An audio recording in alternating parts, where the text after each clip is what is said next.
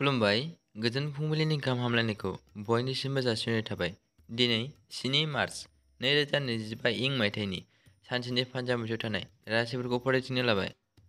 मेष राशि गोदान मावथांखिफोराव जाफुंसार जानो हागोन। बृष राशि नखराव माबा मोनसे मोजां खौरां मोननो हागौ। मिथुन राशि हाखु दाखु खालामनायनिफ्राय गोजानाव थानांगौ आरो जुदि बिसोरो लेनदेननिफ्राय बारग'यो अब्ला मुलाम्फा जागोन। कर्कट राशि बांद्राय खरसा खालामनायनिफ्राय गोजानाव थानांगौ। सिंह राशि राङारि मुलाम्फानि खाबु दं।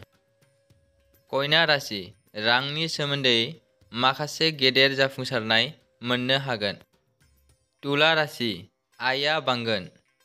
वृश्चिक राशि रां थिसननायनि थाखाय मोनसे मोजां सम। धनु राशि सावस्रिनि बागै सांग्रां जानांगौ मानोना उदैजों सोमोन्दो थानाय जेंनाफोर जानो हागौ। मकर राशि आयनि गोदान फुंखा जानो हागौ। खरसानि सायाव सामलायबाय थानो हागौ। कुम्भ राशि धोन मोनगोन नाथाय खरसाया बांनो हागौ। मीन राशि रां थिसननायनि थाखाय मोनसे मोजां सम। दिनैनि राशि फरायथिनाया एसेनोसै।